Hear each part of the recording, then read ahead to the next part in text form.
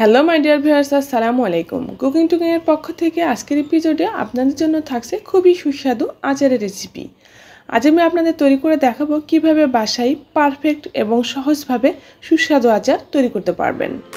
আজকে আমি মিষ্টি আচার তৈরি করে দেখাচ্ছি, আশা করছি আপনাদের সবার কাছে অনেক ভালো লাগবে। আচার তৈরি করার জন্য এখানে নিয়ে নিয়েছি কাঁচা আম। এখানে আমি আমগুলো ছিলিয়ে কেটে নিয়েছি যাতে করে দেখানোর সুবিধা হয়। আমের শক্ত যে বারগুলো হয়ে যাবে এগুলো কিন্তু একটু কাটতে ঝামেলা হবে, তারপরে এগুলো কাটলে কিন্তু আচারগুলো খেতে বেশি ভালো লাগবে। এরকম শক্ত দেখে আম নিয়ে তারপরে কাঁটা চামচের সাহায্যে খুব ভালো মতো কেচিয়ে নিচ্ছি। এগুলো আমগুলো কিন্তু খুব ভালো মতো সেলাতে হবে যাতে করে নিচের আমের খোসার কোনো অংশ লেগে না থাকে। কাঁটা চামচের সাহায্যে একটু ডিপ করে করে খুব সুন্দর করে এগুলো কেচিয়ে নিচ্ছি। এখানে কিন্তু একেবারে কচকচে কাঁচা আম হতে হবে এরকম কোনো কথা না, হালকা একটু লালচে হয়ে গেলেও কোনো সমস্যা নেই, কারণ এগুলো যেহেতু মিষ্টি আচার তৈরি করব। সবগুলো আমি এরকম করে কেচিয়ে নিয়েছি। এখানে আমি দেখিয়ে দিচ্ছি এরকম করে কেচিয়েছি। সবগুলো কিন্তু খুব সুন্দর করে ডিপ করে কেচিয়েছি যাতে করে ভিতর পর্যন্ত শিরা ঢুকে এবং খেতে ভালো লাগে। এখানে হাফ চা চামচের মতো হলুদের গুঁড়ো নিয়ে পুরো আমগুলোতে খুব সুন্দর করে মাখিয়ে নিচ্ছি। এতে করে দেখতে যেমন সুন্দর লাগবে, হলুদের গুঁড়ার কারণে খুব সুন্দর একটা স্মেলও আসবে আচারের মধ্যে। সুন্দর করে হলুদের গুঁড়ো মাখিয়ে নিয়ে এবার আমি একটা ট্রের মধ্যে সবগুলো আম ছড়িয়ে দিচ্ছি। এটা আমি রোদে শুকিয়ে নিব। সবগুলো আম খুব সুন্দর মতো ছড়িয়ে দিয়েছি এবং রোদে দিয়ে আমগুলো শুকিয়ে নিয়েছি। একদিন রোদে দিলেই যথেষ্ট। পুরো একদিন রোদ পেলে কিন্তু আমের উপর সাইডটা হালকা একটু শক্ত শক্ত হয়ে যাবে, এতে করেই কিন্তু খুব সুন্দর আচার তৈরি করা যাবে। খুব বেশি শুকিয়ে ফেলা যাবে না, এরকম নরম থাকতে হবে, কিন্তু জাস্ট উপর সাইডটা একটু শুকনা হয়ে আসলেই হয়ে যাবে। সবগুলো আম সুন্দর করে শুকিয়ে নিয়েছি। এবার আমি আচার তৈরি করার জন্য মশলা রেডি করব। 5 ফোড়ন মশলা নিয়েছি, আস্তা জিরা এবং আস্তা ধনিয়া। এখানে 1 চা চামচ করে পরিমাণ আছে সবগুলো। এখানে কিন্তু শুধু 5 ফোড়ন মশলা ব্যবহার করলেই চলে। তারপরেও আমি সুন্দর একটা স্মেল আনার জন্য এর মধ্যে আস্তা জিরা এবং আস্তা ধনিয়া ব্যবহার করলাম, তাতে করে আচারের মধ্যে খুব সুন্দর একটা স্মেল আসবে। চুলার আঁচ একেবারে লো হিটে রেখে কড়াইয়ের মধ্যে একটু হালকা নেড়ে চেড়ে হালকা একটু টেলে নেব মশলাটা। খুব বেশি ভেজে একেবারে পুড়িয়ে ফেলা যাবে না বা তেতো করা যাবে না। যখন সুন্দর একটা স্মেল বের হবে তখনই বোঝা যাবে এটা হয়ে গেছে। মশলাটা ঠান্ডা করে নিয়ে তারপর আমি ব্লেন্ডারে গুঁড়া করে নিয়েছি, চাইলে কিন্তু পাটায় পিষে নেওয়া যাবে। এখানে নিয়ে নিয়েছি চিলি ফ্লেক্স, স্বাদ মতো এখানে ব্যবহার করবে, এখানে যতটুকু লাগে। চিনি নিয়েছি 1.5 কাপ পরিমাণ। আমের মিষ্টতার উপর ডিপেন্ড করে চিনির পরিমাণ কম বেশি লাগতে পারে। নিয়েছি 1 চা চামচ পরিমাণ লবণ। এখানে আমি ভিনেগার ব্যবহার করব, হোয়াইট ভিনেগার আছে, সিরকা বলে যেটাকে। 1 কাপের মতো ভিনেগার প্রথমে কড়াইয়ের মধ্যে ঢেলে দিলাম। আমি কিন্তু কোনো রকমের পানি ব্যবহার করব না, শুধুমাত্র ভিনেগার দিয়ে আচারটা তৈরি করব।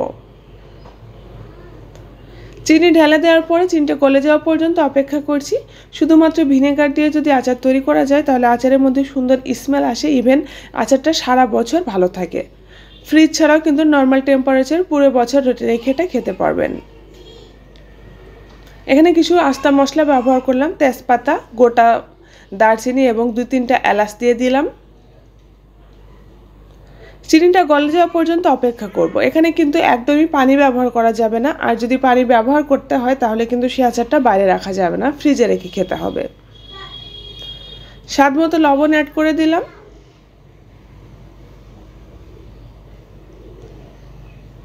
আমি যে মশলাটা করে রেখেছিলাম এই মশলা থেকে 1 চা চামচের মতো মশলা এখানে দিয়ে দিচ্ছি।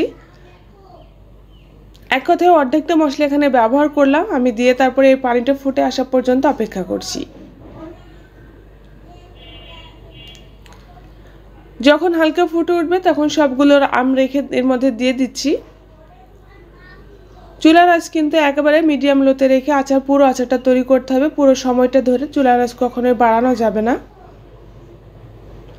এই টক ঝাল মিষ্টি আমের আচারটা খেতে কতটা যে টেস্টি যখন বাসায় ট্রাই করবেন তখনই বুঝতে পারবেন। একবার বানিয়ে রেখে সারা বছর জুড়ে এটা খেতে পারবেন, যখন ইচ্ছে তখন খাবেন আর মজা পাবেন।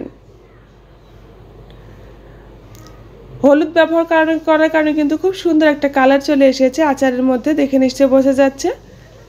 বেশ কিছুক্ষণ একটু নাড়াচাড়া করে নেওয়ার ফলে আম কিছুটা সফট হয়ে আসলে তারপরে ঢাকনা দিয়ে ঢেকে এটাকে সিদ্ধ করতে দিব প্রায় 20-25 মিনিটের মতো। চুলার আঁচ একেবারে লো হিটে রেখে এটা আমি অনেকটাই সিদ্ধ করে নিয়েছি। 20-25 মিনিট পরে এটা এই অবস্থায় এসেছে। আম কিন্তু অনেকটাই নরম হয়ে এসেছে, কিন্তু একটা আমের টুকরাও ভেঙে যাবে না, প্রত্যেকটা আস্তে আস্তে থাকবে এবং ঘাটা ঘাটাও হয়ে যাবে না। এজন্য কিন্তু আচারটা এত বেশি সুস্বাদু লাগে খেতে। পানি কিন্তু কিছুটা শুকিয়ে এসেছে। এবার আমি দিয়ে দিচ্ছি স্বাদ মতো চিলি ফ্লেক্স। এখানে কিন্তু আমি মরিচটা হালকা একটু তেলে তারপরে গুঁড়া করে নিয়েছি, আর বাকি যে আচারের মশলাটা ছিল এটা ব্যবহার করছি। এখন এই সময় আচারের মশলা দেওয়ার কারণে কিন্তু আচারের মধ্যে খুব সুন্দর একটা স্মেল আসবে, এজন্য কিন্তু কিছুটা মশলা রেখে দিয়েছিলাম। চিলি ফ্লেক্স এবং গুঁড়া মশলাটা দেওয়ার পরে খুব সুন্দর মতো নেড়েচেড়ে মিশিয়ে নিচ্ছি। আমগুলো দেখে নিশ্চয়ই বোঝা যাচ্ছে কতটা সফট হয়ে গেছে। কিছুটা সময় চুলার আঁচ মিডিয়াম হিটে রেখে এরকম করে নেড়েচেড়ে এর সাথে আচারটা মাখা মাখা করে নিব। আচারটা কিন্তু প্রায় হয়ে এসেছে। এটার মধ্যে অল্প অল্প শিরা আছে, যেটুকু শিরা আছে এটা আচার ঠান্ডা হওয়ার পরে বাকিটা সোপ করে নেবে। চুলার আঁচ মিডিয়াম লোতে রেখে সুন্দর মতো আলতো করে নেড়েচেড়ে আচারটা রেডি করে নিচ্ছি।